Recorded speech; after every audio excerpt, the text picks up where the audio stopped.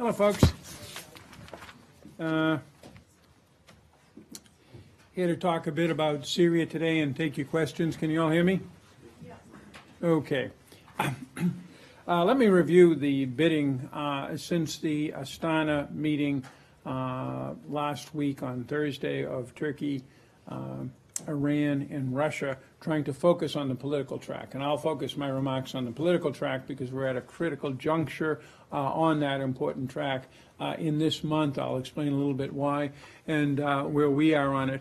We also just completed today a meeting of what we call the small group, which is an informal group of European states, Germany, France, Britain, and Middle Eastern states, Saudi Arabia, Jordan, and Egypt, who work with us and consult with us on this issue. They met with Undersecretary David Hale, and they also met with the head of the Syria Negotiating Commission, Nasser Hariri, who is basically the senior and his senior staff from the Syrian political opposition, who are very much involved in this whole process.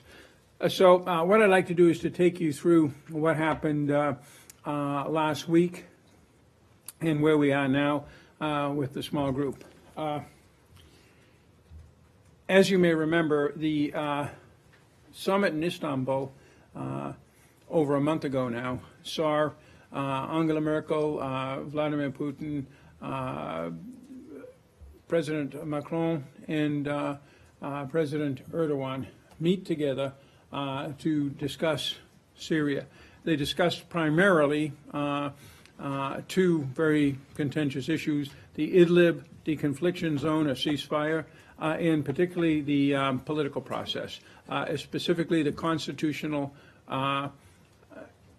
committee, which is to be stood up, and it's something that three countries known as the Astana Group, Turkey, Iran, and Russia, took upon themselves a year ago to try to stand up because the regime was not being cooperative. That's all under the aegis of UN Resolution 2254 from December of 2015, which is the basic core document that is trying to resolve this terrible and very dangerous conflict. And we see indications of the danger of it all of the time. I can't confirm or deny the reports that were in the Washington Post today of strikes against terrorists. I can't confirm or deny reports of Israeli contacts a few days ago. But we get these things all of the time because this conflict is a very dangerous conflict. And as I've said before, you have 5 military forces, outside military forces in close proximity.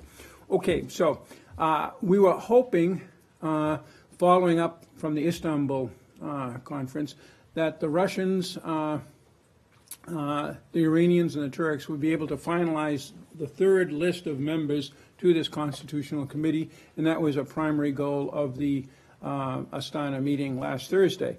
They didn't succeed.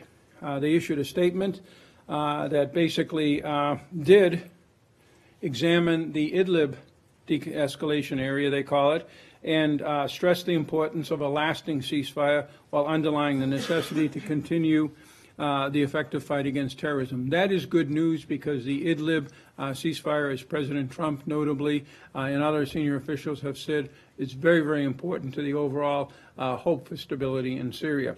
But they did not take any significant action on the Constitutional Committee. Rather, they stated once again that there is no military solution to the Syrian conflict, but all they did was reaffirm their determination to set up joint efforts to launch the Constitutional Committee in Geneva. But they didn't even say by the end of the year. What they said was the soonest possible time, which tends to be waffling. As a result of that, you may have seen that the UN envoy, Staffan de Mistura, who was present at the conference, issued his own statement.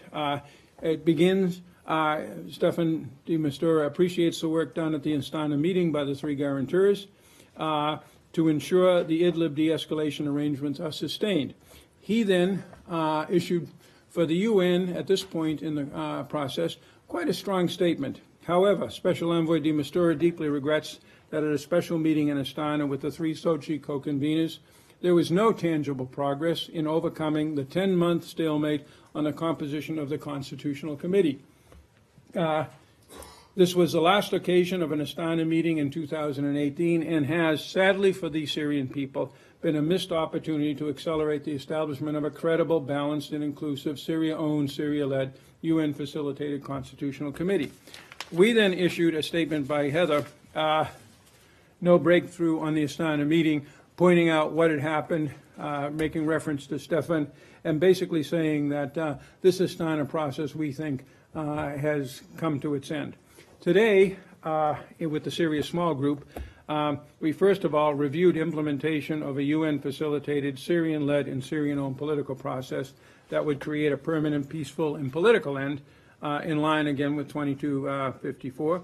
There was support, as you can imagine, for UN Envoy de Mistura's statement regarding the November 28th, 29th Astana meeting, which I just read to you, particularly the importance of sustaining the Idlib de-escalation arrangements, the efforts to meet the December 31st deadline to convene the Syrian Constitutional Committee, and we are looking forward to de Mistura's December 14th report to the Security Council.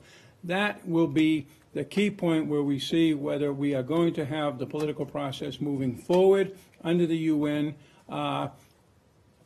facilitated perhaps by the Astana guarantors putting pressure on Damascus, or whether we're going to be in another stalemate, and then with a new Syrian UN envoy, Geir Pedersen, coming on board right thereafter, we'll all have to re-examine where we're going on this extremely important, extremely dangerous issue. So I'll stop there, having brought you up to date on the situation.